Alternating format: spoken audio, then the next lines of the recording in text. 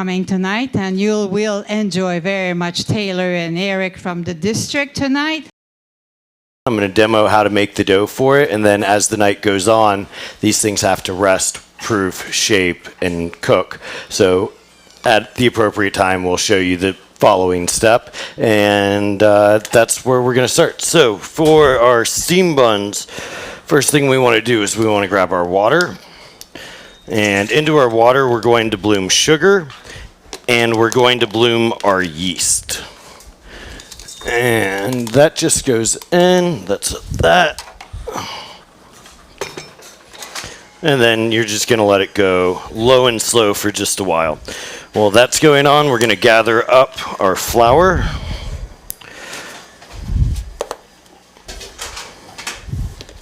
Our milk solids, baking soda, and baking powder. Those are all going to get combined very slowly. Starting with flour while we're mixing on low.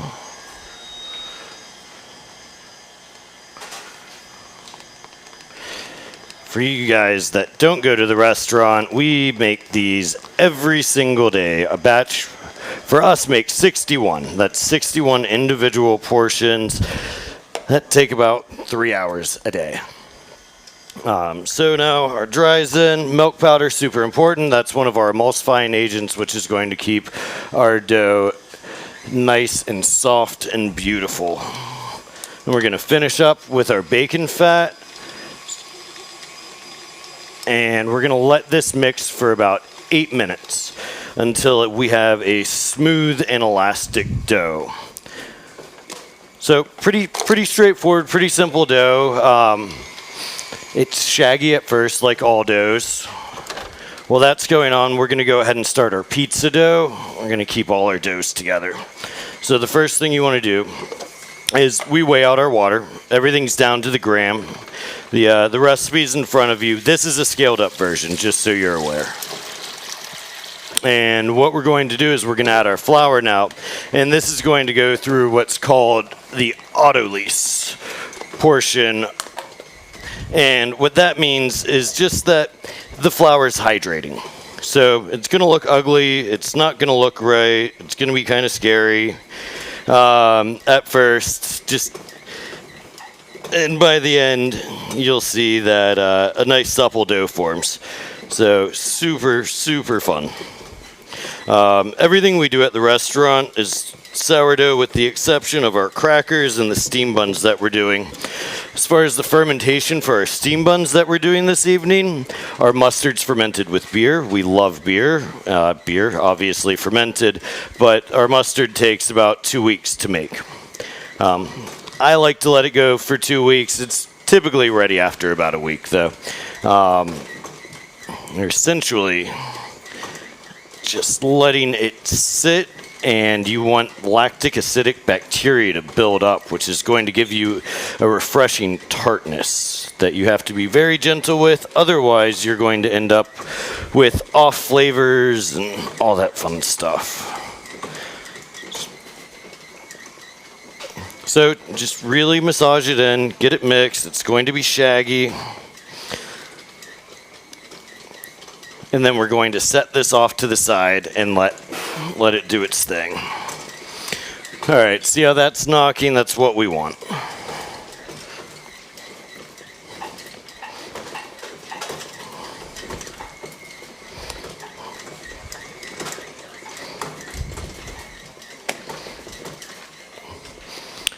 So while this sits, what's happening is when the dough is hydrating, the gluten is unraveling.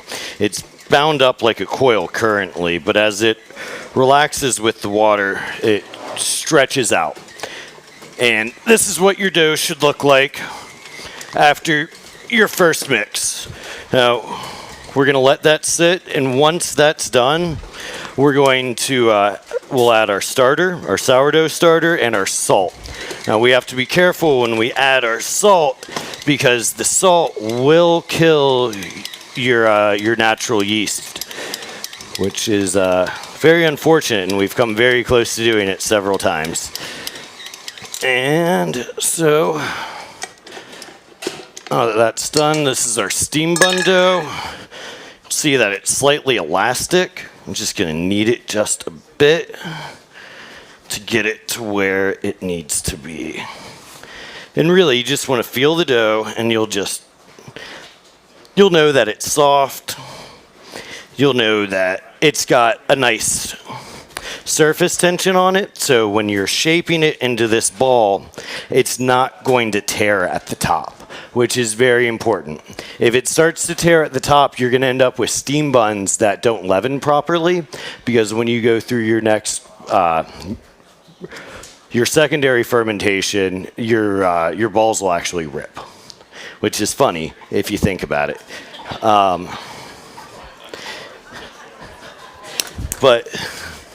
So yeah, that's all we're gonna do there. We're gonna leave our two doughs off to the side for now, and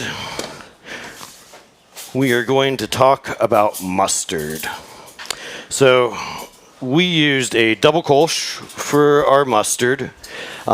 It had enough of a malt backbone, but not enough of a hop body to really throw off some odd flavors, which, if you're using an IPA, once that sits around, that's one of the worst stale beers to drink. We found that out the hard way. So we went through the first little bit of the process ahead of time, just because nobody wants to see us sit here and take mustard seeds, mustard powder, and beer and let it sit for a day and a half. It's just not that entertaining. So what we did there was we got everything mixed together, and then we boiled a second round of beer, the secondary bit that's in the recipe, to dissolve our salt. Once our salt was dissolved, we added our sugars, or our honey in this matter, and you'll see how very, very loose this is. Again, a little disconcerting. You think you're going to end up with something that's not emulsified at all. But mustard has a beautiful and very, very strong emulsifier. So I'm just going to go right in.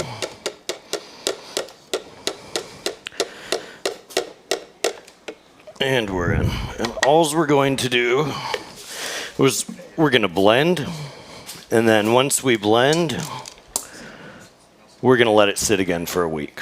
And then our flavors are really going to meld. And mustard's amazing. It'll keep for a very, very long time.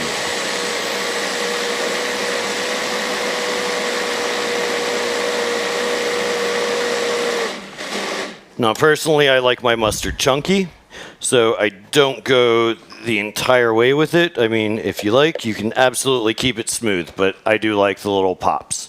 You'll see pickled mustard seeds on the menu all over District, and it's just one of the more delightful things for us. It adds a really refreshing pop of acidity to any dish that you're doing. So essentially, we're just pureeing pickled mustard seeds with beer. And that takes care of that. And then, can I have the kraut? Or the kohlrabi? Thank you. All right, so this is going to come up a lot for us.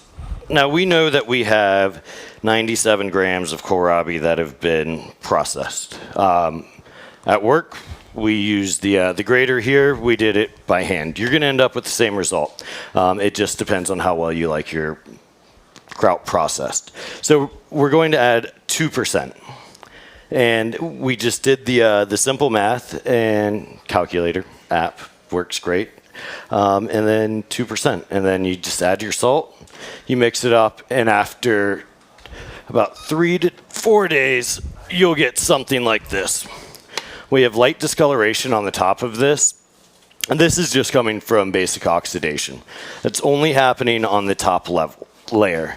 Now, you'll see all that liquid is naturally released from the kohlrabi throughout the process, and it just smells amazing. Like, it's just funky and delightful. It's a natural probiotic in two ways. One is the lactobacillus that's been introduced to the kohlrabi, and the other, kohlrabi is naturally a probiotic. So it's awesome for gut health, which is really nice. That's a big thing with our ferments.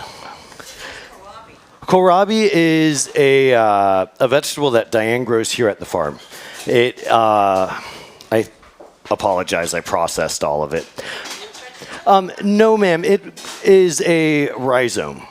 So that means it's the stalk, but it becomes bulbous, and you pick the leaves off of it. And as you pick the leaves off, it continues to mature. Very similar to wasabi grows in the same fashion.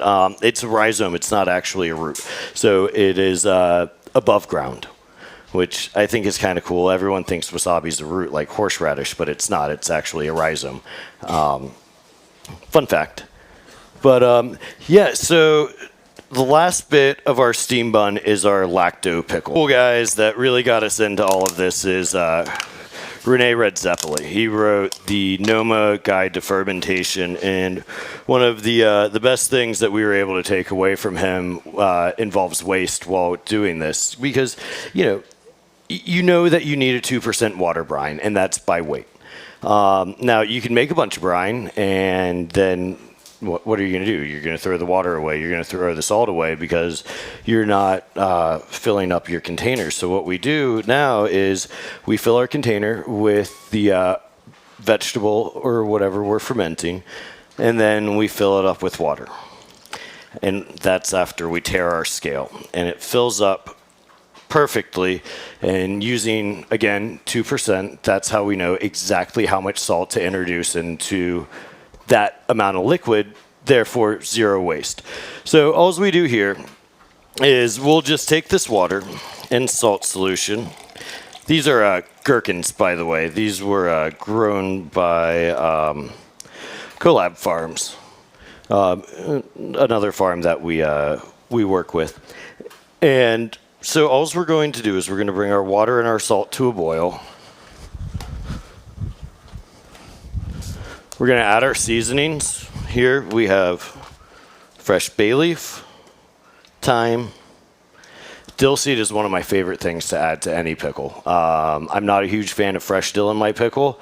It works well, but if you're doing a lacto pickle, it doesn't hold up very well. But dill seed imparts that flavor that you always get from an actual dill pickle, which is kind of cool. Coriander, fennel, mustard seeds, brown and yellow, and that's it. I mean, it's that simple. I know it's always fermenting was a daunting for us for a while. Like we were just like, oh, we don't know what we're doing, and then practice and practice and practice and practice, and lots of reading. It is a smoked and fermented chili paste that we do. Sometimes we introduce koji into it. I recommend it. We're not going to do it this time. But again, it's very simple. So we have these beautiful peppers from Diane. It'll work with any kind of pepper. So the most important thing to do is to do a little cross section. Bring your knife down, and then you want to open your chili up. Now, I leave the seeds in. We do this so that it dries out overnight properly. So we're just going to sit here, and we're going to repeat that with each pepper. Again, down, open up, make a little closet door. Keep working your way down. Now, I like to smoke these, and after 24 hours, they smoke beautifully, and then we're going to do that same magic number, 2%. 2% salt, always. That's the bare minimum. Yes, ma'am. I do a hot smoke at work because I don't have a cold smoker. Now, a cold smoker would work great. You would end up with more moisture, which can be very beneficial to what you're doing. You'll end up adding less vinegar for your final product. Yeah, cold smoking would be awesome. I've tried to do it with the smoke guns, the little smoke guns that you can get for cocktails and whatnot. I haven't gotten enough flavor imparted to make it beneficial. We like very big and bold flavors at work. And this one will really kick you. The version you guys are going to try today in our buttermilk dressing that we're making is almost a year old. And we fermented that one with koji as well. Koji is a mold that grows on rice that's responsible for some of the best things in the entire world. Sake, soy sauce or shoyu, miso, the list kind of goes on. But we've done a lot with it. Curing even a simple pork belly in koji like we're doing at work right now transforms it beautifully. You can add it. We like to do 33% when we add our koji, unless we're inoculating something, in which case that's a completely different scenario.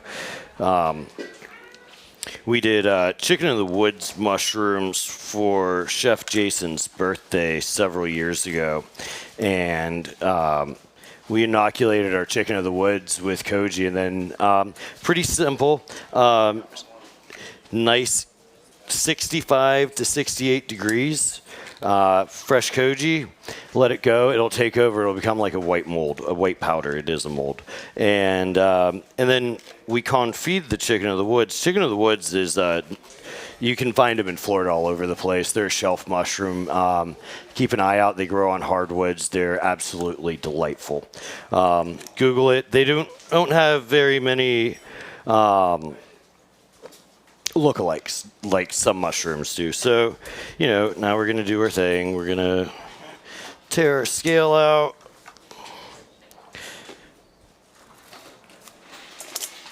And right now, it's telling me I have 509 grams. And I cheated earlier and wrote it down. So with that means we need 10 grams of salt. So all I'm going to do is, Eric, can I have the salt, please?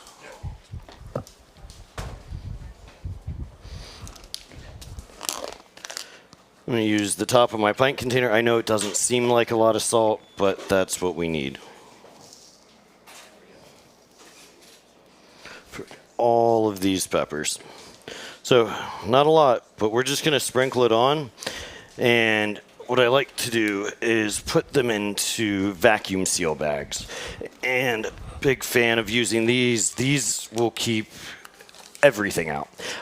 This keeps you from having to get a water lock, get a percolator, or something like that, which is commonly used, and there's absolutely nothing wrong with this. But again, vacuum sealing it keeps your environment much safer.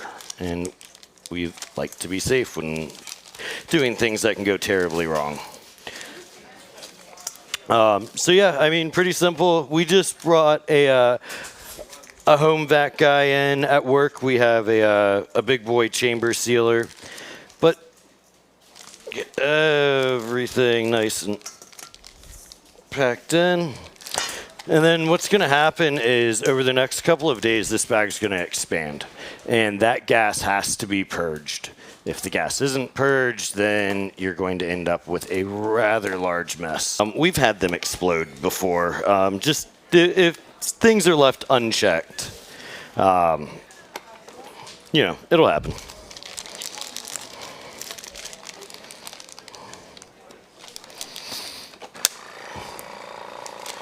But yeah, we'll just let it go and see if I lined it up properly. And that's it. So you're going to let this go for as long as you want. Like I said, this batch that we're going to do today, I let go for almost a year. So your end product's going to look like this. You'll see lots of granules in here. And that's actually going to be the koji for the most part, a couple of seeds. And this stuff, when we first made it, it blew our minds. I mean, chipotles are great. They're smoked peppers, but adding this layer of flavor to our hot funk is, we dubbed it, just took it to a whole nother level. So before the bag blows up, you want to release the gas. So all you're going to do is you're going to take a knife, and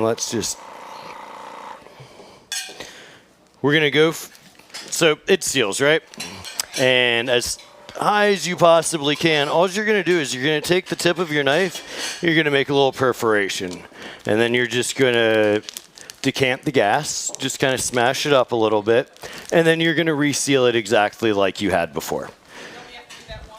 Anytime the bag starts to expand, you have to keep an eye on it. Now, there are a lot of things that will affect how quickly this process is happening. Temperature is going to be one of the big ones. Temperature, it plays a very strange role as far as flavor profiles are concerned. Hotter temperatures, you will ferment much, much faster, but you're going to get a lot of esters off of it that are not pleasant. Just there's a good ferment and then there's a bad ferment, and a lot of that is preference. But we prefer most ferments to be done chilled, unless we're going quick. In which case, we'll ferment at room temperature, and then we'll go for our secondary fermentation for however long we feel necessary.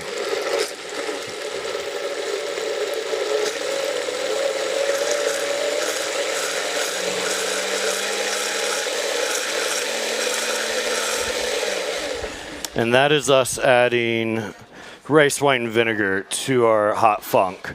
So this is the actual hot sauce. Now, I've successfully halted the fermentation process with the vinegar because I've raised the acidity. So I'm not going to worry about that fermenting, expanding, bubbling, or anything like that any longer. And if anyone eats at district often, pardon? Yeah, no, absolutely. I'll show you in a little bit, but I got my kimchi in a bag, and keep that in the fridge. Kimchi just ferments way better at a colder temperature. So now we're going to make our dressing. So this is pretty simple. This is our miso, again, koji, fermented, happy. Buttermilk dressing. So it is really, really fun ranch, and we're going to hit our hot funk into it to really bring it up. So it's very important when making a vinaigrette, especially if you're doing a mayonnaise-based vinaigrette, to start with your mayonnaise. It's way harder to remove a solid than it is to remove a liquid. So we're going to fold in to that our miso. And then, again, make sure you're smashing it and just folding it and folding it and folding it.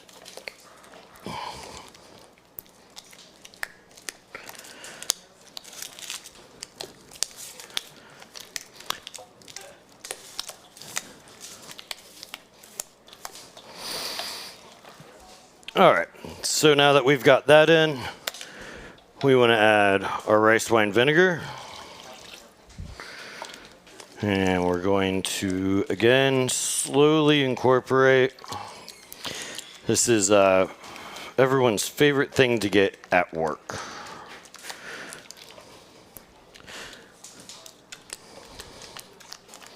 All right, just making sure that we have no chunks.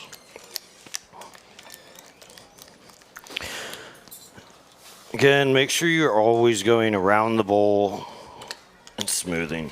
So now we're going to add our buttermilk. Again, slowly. We don't want to add it too quickly. We want to remove as many lumps as possible. All right, we're thinning out to the proper consistency, so I'm going to stop because I still have my yuzu to add. Yuzu is one of my favorite citruses. It's a Japanese citrus. You can grow it in this zone, which is really cool. We have one at the restaurant. It's a baby. It's small.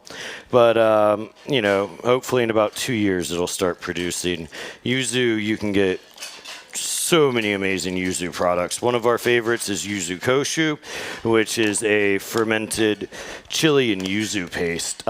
It makes really, really, really good margaritas. Just in case anyone was wondering what to do with it. It's also great with all kinds of shellfish. And then we're just going to finish with our herbs. For this particular application, we are going to leave our hot funk. We're just gonna swirl it in, and we're not gonna go too spicy. Is there anybody who doesn't do spice at all? Speak now. One, got two, two. All right, got it. All right, so we're gonna take a little bit off to the side real quick. You got something that I can slide this into real quick, sir? All right, so that's our dressing. We're gonna fold in our hot funk. And so this salad is using Diane's beautiful baby romaine. And everything in the salad is from her. As far as the vegetable components are concerned, we have beautiful watermelon radishes. We have carrots. We have tomatoes, kohlrabi, we have roasted and charred pepper, or roasted peppers as well. Charred kohlrabi that we just charred out there on the grill. I mean, it's awesome.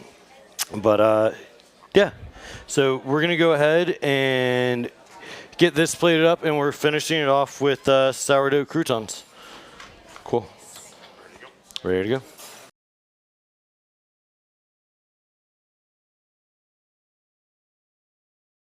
See our two guys working outside, and I can see them working outside, so they're not screwing anything up. You know, they're trying to hide back there, but I can still see them. So we do our sourdough house pizza. What we did was we did something we called a BKO, bacon kimchi onion. It's something we've used a couple times, recipe we really like, and it is exactly what it says it is. It is bacon, kimchi, and onion. Kimchi is something you can go buy.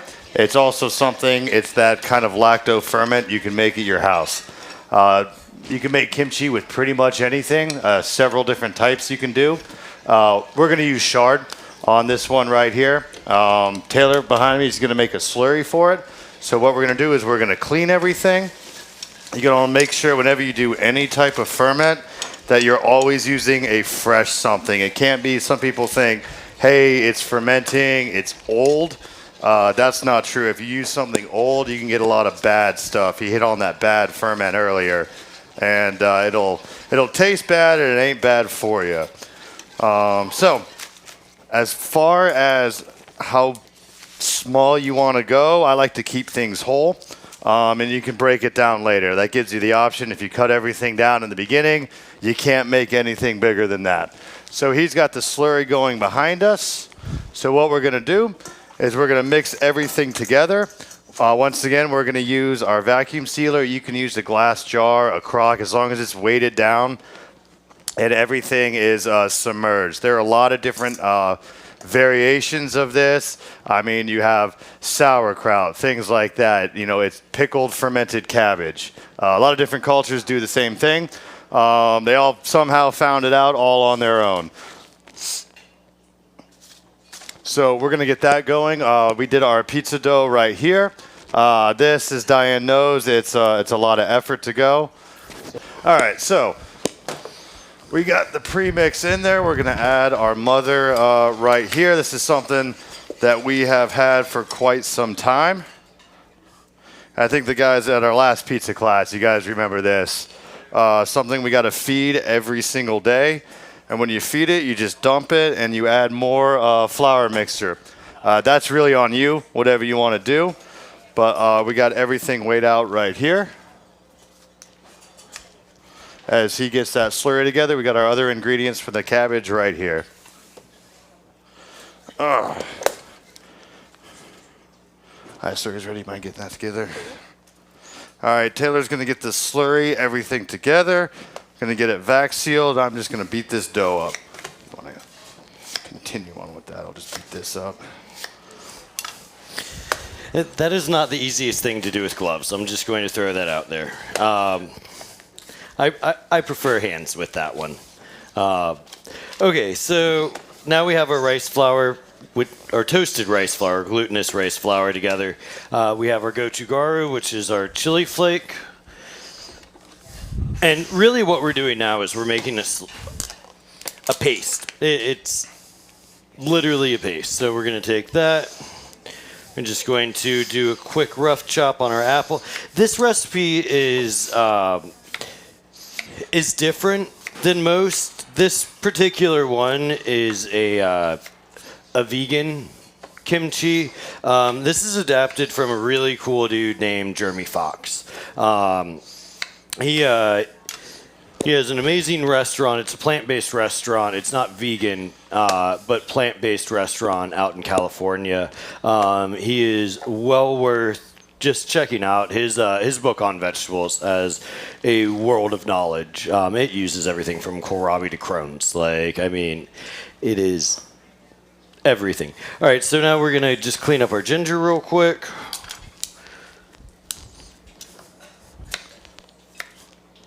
I know a lot of people like to use spoons, but I am a big fan of the petty knife.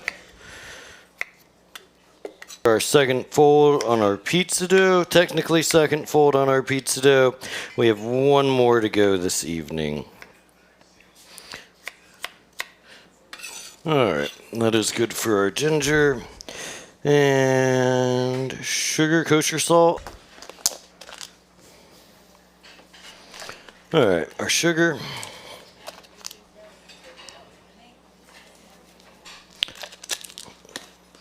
Kosher salt, and this salt needs to go on top of our dough.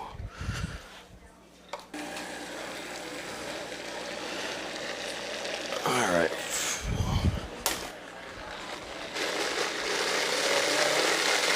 And the lid for the Vitamix. Oh. All right, get it tamped in.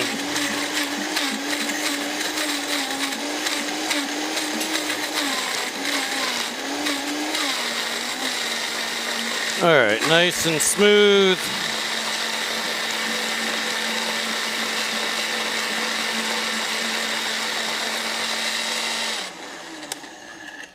And now what we're going to do is we're going to gently massage.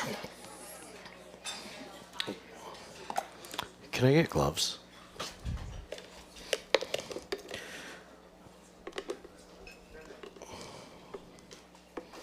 Thank you. All right, so now we just massage our greens.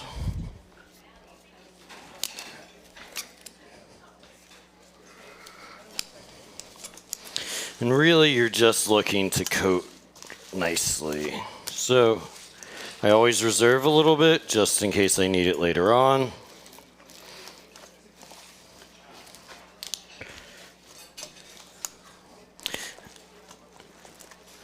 All right, so this is about what we're looking for. Just nice and coated. So I would say about a week. This would be like minimal funk, and super happy, and ready to go. If you would like to try it, feel free to later. This is a ramp kimchi that we made last year that we let go. In the fridge entire time. This one never actually hit room temperature outside of being massaged. I'm super happy with this. It is not for the faint of heart, though. This is very, very funky. But later on, if you guys are, if anybody's up for it and would like to try it, I mean, it's a super solid product.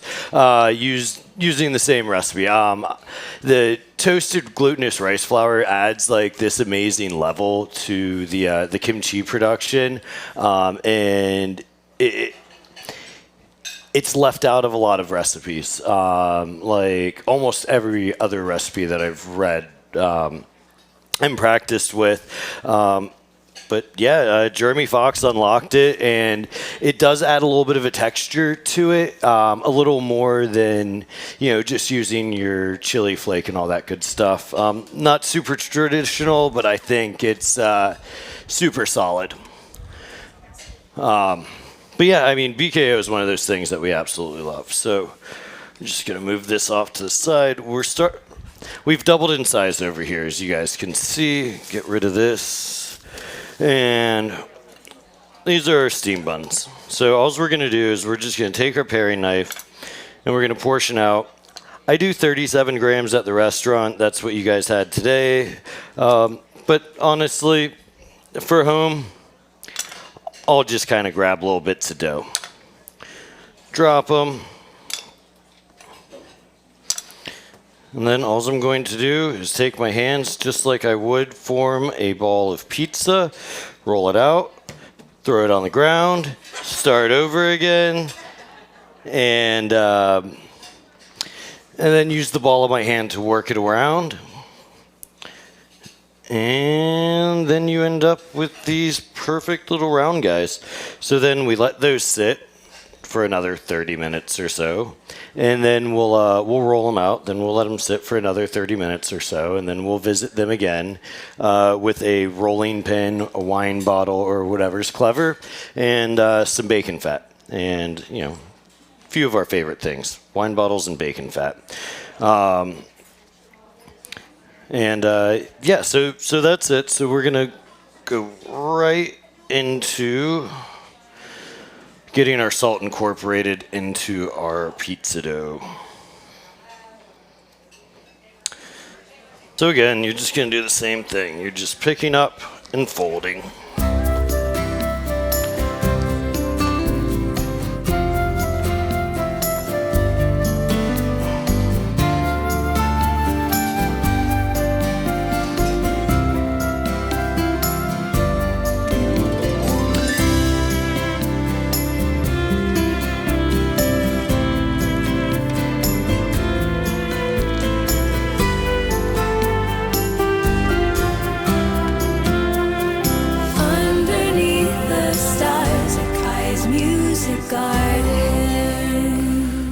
All right, that takes care of kimchi and pizza dough. Chefs in the kitchen, turning up the heat for the feast. We'll be dancing to a reggae song, jamming to the rhythm all night long. Cooking in the kitchen, rocking on the phone. Kai's Music Garden.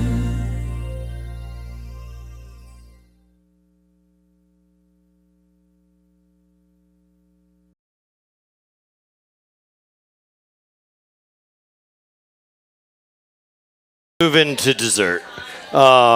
Just real quick, I'm just going to show you quickly how to form your steam buns once you've made your balls. So again, you can roll it out, or you can just use the palm of your hand. And all you're going to do is you're going to press it down. You're going to get an oval. You're going to take your bacon fat or the reserve fat from your pork belly from earlier. You're going to take it. You're going to slide it, go down, make sure you're coated. You're going to fold it.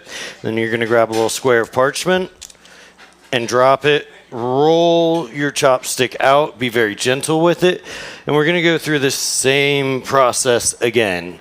And we're just going to let it bulk, double in size, and typically I found that by the time I finish one round of steam buns, I can start steaming. So get them all rolled out, turn the steamer on. By the time the steamer's hot, we start dropping them in, and then we get our beautiful little pillows. Steam buns are one of our favorite things. They'll never leave the menu. They will always change, though. You can put anything in them. So, quickly, that's how that's done. So we're having cobbler for dessert. Georgia peaches are in. I am personally not a fan of Florida peaches. They tend to get picked way too early. They're much smaller, and they're never as sweet, and they go from rocks to rotten. There's almost no middle ground with a Florida peach. It just is what it is. So I cheated again. So this is the big part. This is our lacto blueberries. Our lacto blueberries, we do slightly different. We're taking a page from a brewer, friend of mine, John Hamp, and what he told me was when you sour your mash, when you're making a goes, a lot of times one of the easiest things in order to sour your beer and keep it safe is to pitch citric acid at it. So we're not going to follow our 2% rule in its entirety this time. Our citric acid is going to act as a preservative and keep it safe. So here we have, where are we? 1,104 grams of blueberries. So now we're going to do 1% salt. So we're going 11 grams of salt, It's very important to either be spot on or go over when you're using your salt when preserving. You can go as high as 3. The lacto pickle sometimes will go up there, but I like salt. I like salt a lot, but I like umami much, much more, and that's what you're really getting out of all of these ferments. So again, sugar goes in at 11. We're going, or 11 grams. We're again going 1%.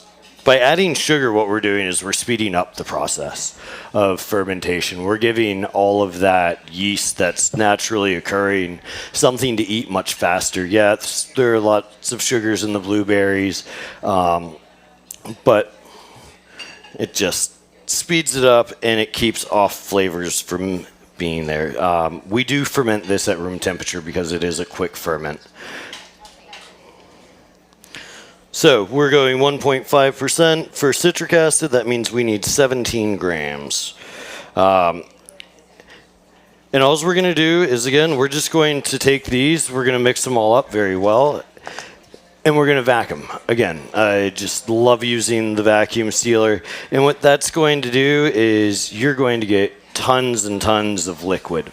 That liquid is in the cobbler today. We used to use it as a gastrique. It makes beautiful cocktails as well. It's very similar to a shrub by the time it's done with the amount of acid that's in it. Anything you would use blueberry syrup for, pitch it in. Like just use that instead. You can reduce it down with sugar by 5%. 5% sugar added to your liquid. Reduce it down. You have a beautiful, beautiful syrup. But that's all it is. I mean, fermentation is really coming down to time and salt. For the most part, and then any other flavoring additives you want. And so yeah, that's really it. And our cobblers are getting ready to come out of the oven. We're gonna plate them up.